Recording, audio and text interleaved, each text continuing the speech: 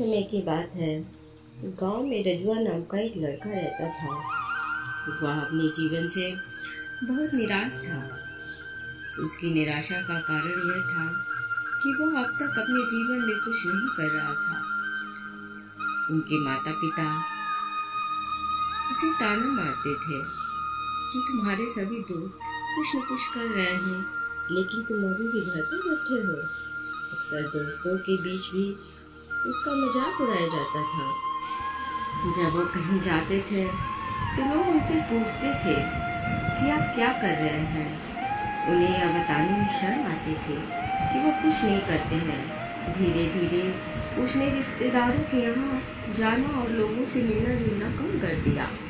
वह ज़्यादातर समय घर पर ही रहता है। वह अकेले रोता है और भगवान को कोसता है और अपनी किस्मत को दोष देता है। अब उसे अपना जीवन बोझ लगता है। कभी कभी वह सोचता है कि जब वह कुछ भी करने लायक नहीं है, उसके जीवित रहने का क्या फायदा, उसे तो मर जाना चाहिए। एक दिन वह अपने गांव की एक सड़क से गुजर रहा था। तभी उसने एक उपदेशक को धूप पर उपदेश देते देखा। वह भी उसी भीड़ में सबसे पीछे बैठ गया और सन्यासी का प्रवचन सुनने लगा। उपदेशक कह रहे थे कि दुख एक सन्यासी की तरह है जो हमें जीवन की सच्चाई दिखाता है और हमें जीने का सही तरीका सिखाता है। यदि आप चाहें तो आप भी अपने गुरु से जीवन जीना सीख सकते हैं, और आप चाहें तो बैठकर उसी गम में डूब कर रो सकते हैं। रजुआ भी ये सारी बातें ध्यान से सुन रहा था, लेकिन उसे टीचर की ये बातें पसंद नहीं आई। उसने खड़े होकर कहा कि कुछ भी सिखाने से उदासी दूर नहीं होती। दुख ही दुख देता है। दुख की पीड़ा अनंत है। ऐसा लगता है जैसे इसके बाद कुछ नहीं होने वाला, कुछ मिलता नहीं। मौत भी उसके सामने छोटी लगती है। उपदेशक ने कहा, फिर तुम्हें क्या दुख है? रजुआ ने उसके सामने अपना सारा दुख कह सुनाया और पूछा, आपके पास मेरे दुख का कोई उपाय है? यह सुनकर सन्यासी मुस्कुराए और बोले, जिस दिन तुम्हारे जीवन में सचमुच दुख हो, उस दिन तुम मेरे पास आना। मैं तुम्हारी समस्या का समाधान अवश्य करूँगा। इतना कहकर सन्यासी वहाँ से चले गए। रजुआ ने सोचा, क्या मेरा दुख सच्चा नहीं है? क्या मैं जिस दर्द से गुजर रहा हूँ वह नकली है? मेरा दुख कोई नहीं समझ सकता। जब माँ बाप नहीं समझेंगे तो सन्यासी क्या समझेंगे? अपने दुखों से परेशान होकर रजुआ ने निर्णय लिया कि अब वो कुछ करेगा। उसने एक छोटा सा व्यवसाय शुरू किया, लेकिन उसे सफलता नहीं मिल रही थी। लेकिन उसके परिवार वाले पूछते थे कि क्या वह कुछ प्रयास कर रहा है। वह अपने व्यवसाय में लगा रहा और धीरे धीरे उसे सफलता मिलने लगी। फिर उन्होंने रफ्तार पकड़ी और महज 3 साल के अंदर ही वो एक बड़े बिजनेसमैन बन गया। अब रजुआ के आसपास ऐसे कई लोग थे जो उसकी परवाह करते थे, जो उससे प्यार करते थे, उसके काम की प्रशंसा करते थे। अब तो उसके परिवार वाले ही उसकी तारीफ करते नहीं थकते थे। दिन ब दिन उसके दोस्तों की संख्या बढ़ती जा रही थी। अब वो अपने जीवन से बहुत खुश था। उसके कुछ दोस्तों ने उसे सलाह दी थी कि जब तुम एक बड़े व्यापारी बनकर इतनी खुश हो तो सोचो, अगर तुम इस शहर और इस राज्य की सबसे बड़ी व्यापारी बन जाओगी तो तुम्हें कितनी खुशी होगी। कितने लोग आपसे जुड़ना चाहेंगे, आपकी कितनी प्रसिद्धि है और स्वयं राजा भी आपसे मित्रता करना चाहेंगे। दोस्तों की यह बात रजुआ के दिमाग में घर कर गई। अब वह अधिक धन कमाने का प्रयास करने लगा, लेकिन उसे यह सब बहुत जल्दी चाहिए था। वह इन चीज़ों को पाने में अपना ज़्यादा समय बर्बाद नहीं करना चाहता था। इसलिए उसने ऐसे काम करना शुरू कर दिया जो सही नहीं था। उसने अपने दोस्तों से बड़ी मात्रा में पैसे उधार लेना शुरू कर दिया। अधिक मुनाफा कमाने की लालच में उसने अपने माल में मिलावट करना शुरू कर दिया। उसने अन्य व्यापारियों के खिलाफ भी साजिश रची, उन्हें डराया धमकाया। वह वैसा ही करता था जैसा उसके दोस्त कहते थे। वो इन तरीकों से अधिक पैसा कमा रहा था, लेकिन अब उसके जीवन में कोई शांति नहीं थी। उसके मन की शांति गायब हो गई थी और उसे रात को नींद नहीं आती थी। सुख की सभी चीजें होने के बाद भी उसे किसी भी चीज में खुशी नहीं मिल रही थी। एक दिन रजुआ अपनी गाड़ी से कहीं जा रहा था, तभी उसे रास्ते में उपदेशक का आश्रम दिखाई दिया।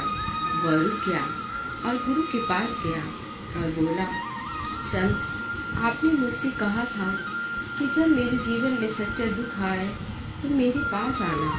अब मैं बहुत दुखी हूँ। मेरी रातों की नींद उड़ गई है।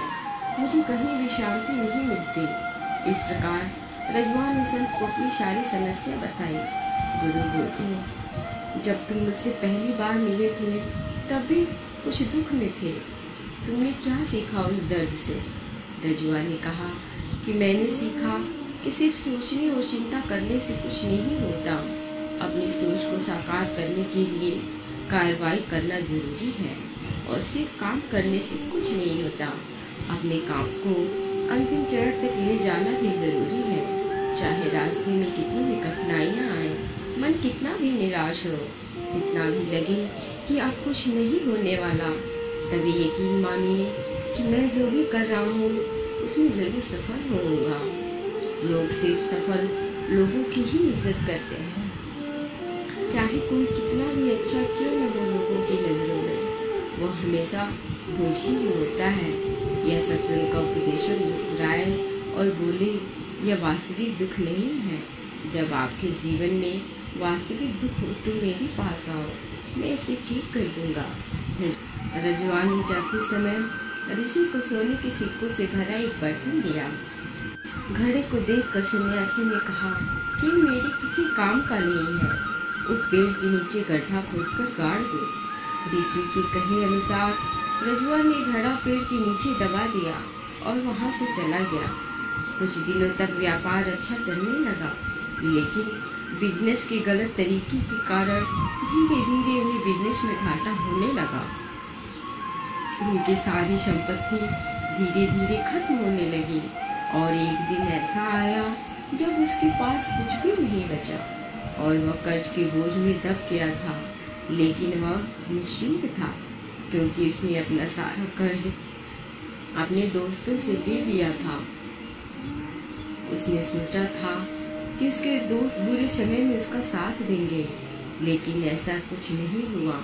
बुरा वक्त आते ही दोस्त सबसे पहले उससे उधार मांगने लगे। कर्ज न लौटाने पर उन्होंने उसे जान से मारने की धमकी भी दी। उसके सभी शुभचिंतकों और प्रियजनों ने उससे मुंह मोड़ लिया। उसके दोस्त जो उसके साथ मौज मस्ती करते थे अब उससे दूर भाग रहे हैं। उसके परिवार वाले उसकी गलतियां और कमियां गिनाने लगे। उसकी सारी संपत्ति नीलाम हो गई और उसके पास कुछ भी नहीं बचा। रजुआ में गहरी उदासी छा गई। उसके आसपास कोई नहीं था जो उसका दुख समझ सके, जो उसे संभाल सके। लोगों के इस धोखे से वो अंदर से टूट गया था। सोचने लगा था कि अब जीने का क्या मतलब, अब तो मौत ही सहारा है। वह आत्महत्या करने के लिए पहाड़ी पर गया। तब उसे याद आया कि सन्यासी ने उससे कहा था कि जब तुम्हारे जीवन में कोई वास्तविक दुख हो तो तुम मेरे पास आना। रजुआ ऋषि के पास गया और अपनी सारी व्यथा बताई। आंखों में आंसू भरते हुए उसने कहा, ऋषि कृपया मेरे दुख का निवारण करें। सन्यासी ने कहा, जब तुम्हें जीवन में वास्तविक दुख हो तो मेरे पास आना, मैं उसे अवश्य ठीक कर दूंगा। रजुआ ने कहा कि इस समय मेरे जीवन में जो हो रहा है वह दुख नहीं है। आखिर वास्तविक दुख क्या है? ऋषि सबसे पहले आप मुझे बताओ, तुमने अपने कष्ट से क्या सीखा? रजुआ ने कहा कि मैंने सीखा है कि जो लोग हमारी सफलता और प्रगति के कारण हमारे जीवन में आए हैं वे निश्चित रूप से हमें धोखा देंगे, क्योंकि वे बुरे समय में हमारे साथ नहीं खड़े होंगे। वे केवल हमारा फायदा उठाएंगे। अच्छे समय में और बुरे वक्त में हमारा साथ छोड़ देंगे। भरोसा उन्हीं लोगों पर करो जो हमारे बुरे वक्त में हमारा साथ देते हैं, लेकिन ऐसे लोग बहुत कम होते हैं। लेकिन जिनके पास होते हैं उन्हें उनकी कद्र करनी चाहिए, उनका अपमान नहीं करना चाहिए। मैंने ये भी सीखा कि कभी भी किसी के खिलाफ साजिश नहीं करनी चाहिए। आपका काम ईमानदारी और धैर्य से करना चाहिए और कभी भी लालच नहीं करना चाहिए। अपने सारे दुख और अनुभव सुनाने के बाद रजू आंखों में आंसू लेकर ऋषि के सामने बैठ गया। कुछ देर बाद साधु उठे और पेड़ के नीचे गड्ढा खोदकर घड़ा निकाल लिया जो सोने के सिक्कों से भरा हुआ था। उसने उसे रजुआ को दे दिया और कहा कि जब तुम्हारे जीवन में वास्तविक दुख हो तुम मेरे पास आना। रजुआ ने अपने सन्यासी को धन्यवाद दिया और उन्हें प्रणाम किया और चला गया। उसने उन पैसों से एक छोटा सा व्यवसाय शुरू किया और वो भी खुश है। उसने लगन और ईमानदारी से व्यापार किया। जल्द ही वह अपने शहर का एक बड़ा व्यापारी बन गया। उसका जीवन खुशियों और सुविधाओं से भरा था, लेकिन कोई कितना भी अच्छा क्यों न हो और कितना भी अच्छा दान पुण्य करता हो, लोगों की मदद करता हो, लेकिन जीवन में दुख आता ही है, तो रजुआ के जीवन में भी दुख आता है। अपने माता पिता की मृत्यु के रूप में उन दोनों की मृत्यु एक ही दिन हुई थी। रजुआ अपने माता पिता से बहुत प्यार करता था, इसलिए उनकी मृत्यु से उसे बहुत दुख हुआ। वह दोनों के शवों को शमशान ले गए, जहाँ उनका अंतिम संस्कार किया गया। वहाँ उसने अपने माता पिता का शव जलते हुए देखा तो उसका मन बेचैन हो गया। उसके मन में कई प्रश्न उठने लगे। वह घर वापस आ गया तो उसने अपने माता पिता के घर और संपत्ति की ओर देखा, जिसके लिए उसके पिता हमेशा लड़ते रहे। आज वह वीरान पड़ी है। जिन्होंने इसकी देखभाल की, जिन्होंने इसके लिए संघर्ष किया, वे इस दुनिया से चले गए। उसके पिता ने जो भी कमाया वह सब यही छूट गया। एक दिन पहले तक उसके पिता अपनी संपत्ति के लिए किसी से भी लड़ते रहते थे। आज वह खुद इस दुनिया से चले गए। ऐसे कई विचारों का बवंडर उसके दिमाग में चल रहा था। वह अंदर से अकेला और डरा हुआ महसूस कर रहा था। उसे खालीपन महसूस हो रहा था। उसे लगा कि कुछ तो है जो वह समझ नहीं पा रहा है, इसलिए वह ऋषि के पास गया। उसे देखते ही ऋषि ने कहा, क्या जीवन में कोई दुख है? रजुआ ने कहा, वैसे तो जीवन में कोई दुख नहीं है मालिक, सब खुश है, सब कुछ अच्छा चल रहा है, लेकिन आज माता पिता की मृत्यु हो गई है। मैं इस घटना से बेहद दुखी और परेशान हूँ। गुरु ने कहा, इसमें दुखी होने की क्या बात है? एक दिन सभी के प्रियजनों को मरना है। न कोई कभी जीवित रहा है और न कभी जीवित रहेगा। एक दिन तुम्हें भी मरना है। हो सकता है तुम कल ही मर जाओ या तुम आज भी मर सकते हो। रजुआ ने कहा, आप क्या कह रहे हैं गुरुदेव? मैं भी मर जाऊंगा, लेकिन मैं अभी जवान हूँ। गुरु ने कहा कि हर कोई इस भ्रम में जी रहा है कि मौत केवल दूसरों को आती है, बड़े लोगों को आती है, लेकिन जवान बूढ़ों से पहले मर जाते हैं, बच्चे मर जाते हैं। मृत्यु का किसी के उम्र से कोई लेना देना नहीं है, यह सभी को प्रभावित करती है। गुरु के ये शब्द रजुआ के दिमाग में घुस गए और वो चुपचाप चला गया, लेकिन उसका मन अभी भी बेचैन था। वह खालीपन महसूस कर रहा था। वह सारा दिन अपने बारे में ही सोचता रहा कि वह कौन है, इस दुनिया में क्यों आया, क्या जीवन का लक्ष्य सिर्फ चीज़ों का उपभोग करना और मर जाना है? ऐसे कई सवाल उसके मन में लगातार उठ रहे थे, लेकिन उसे अपने किसी भी प्रश्न का उत्तर नहीं मिल पा रहा था और उसका दुख दिन ब दिन बढ़ता ही जा रहा था। तभी कुछ दिनों के बाद वो फिर गुरु के पास पहुंचा और बोला कि गुरुजी, मैं बहुत दुखी हूँ क्योंकि मैं नहीं जान पा रहा हूँ कि मैं कौन हूँ और मैं इस संसार में क्यों आया हूँ।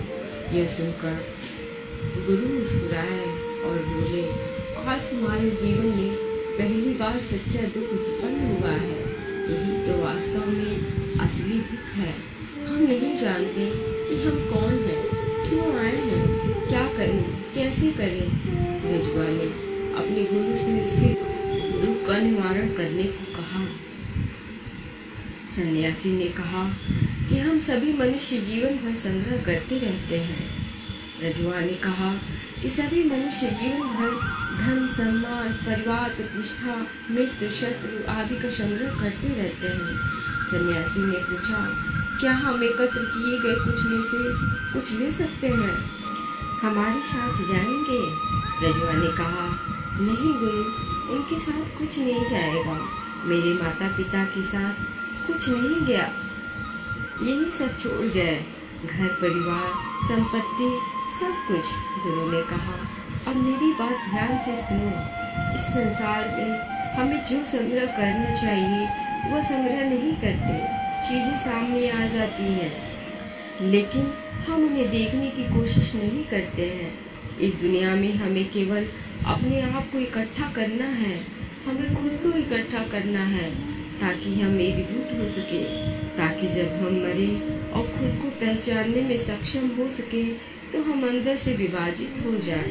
हम प्रेम, घृणा, क्रोध, ईर्ष्या, क्रूरता, धन, पद, प्रतिष्ठा, सम्मान, पहचान, धर्म, जाति, ऐसी सैकड़ों हजारों चीजों और इच्छाओं में विभाजित है।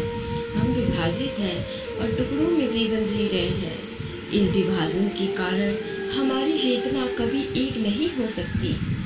हमारी चेतना शक्ति बिखरी हुई है, इसीलिए हमारे पास इतना समय नहीं है, इतनी ऊर्जा नहीं है कि हम पलटकर अपने भीतर देख सके।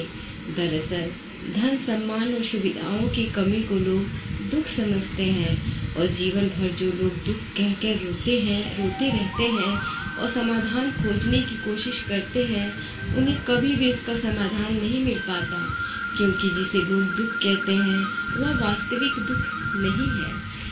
यह सिर्फ एक आदमी की इच्छा है, उसकी इच्छा है जो अपूर्णीय है। इसलिए यहाँ व्यक्ति को कभी दुख नहीं मिला।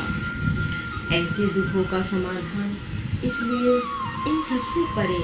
यदि आप अपने दुखों का अंतिम समाधान चाहते हैं तो सबसे पहले अपने आप को इकट्ठा करें, अपनी ऊर्जा को इस दुनिया से हटा दें और इकट्ठा करें और खुद पर ध्यान केंद्रित करें। खुद पर ध्यान केंद्रित करें, मौत से पहले खुद को जाने, बिखरे नहीं। रजुआ ने कहा, तो गुरु, चाहे हम इस दुनिया को छोड़ दें, अपनी सभी इच्छाओं को मार देना चाहिए, किसी से प्रेम नहीं करना चाहिए, धन का संग्रह नहीं करना चाहिए, सम्मान की आशा छोड़ देनी चाहिए। सन्यासी ने कहा कि बिखरे हुए मनुष्य से भावनाएं, इच्छाएं ऐसे ही निकलती हैं, जिस प्रकार पहाड़ से गिरता हुआ पत्थर जिस पर पहाड़ का कोई वश नहीं होता सिवाय देखने के, परेशान होने के और कुछ खोने के, उसी प्रकार बिखरे हुए मनुष्य की इच्छाएं अनियंत्रित और कष्टदायक होती हैं। उसका अनियंत्रित मन इच्छाएं और कल्पनाएं करता रहता है और इससे दुख होता है। लेकिन जब कोई व्यक्ति एकत्रित हो जाता है तो वो कुछ भी करता है, वह उसके नियंत्रण में होता है। फिर उसकी इच्छा से इच्छाएं भी उत्पन्न होती हैं। रजुआ ने कहा कि आपने मेरे सच्चे दुख का निवारण कर दिया, बहुत बहुत धन्यवाद। अब से मैं दुख को संभालने की कोशिश करूंगा। सन्यासी ने कहा कि मानव शरीर में ऊर्जा और शक्ति बहुत है, लेकिन वह बेकार के कामों में बटा हुआ है, बेकार की चीजों में लगा हुआ है। यह ऐसा है जैसे एक बहुत शक्तिशाली मशीन एक बच्चे के हाथ में दे दी गई है और वह बिना सोचे समझे और बिना किसी नियंत्रण के अपनी शक्ति बर्बाद कर रहा है। इसलिए अपनी चेतना की शक्ति पर ध्यान केंद्रित करें और उसे इकट्ठा करें। रजुआ को अपने सवालों का जवाब मिल गया।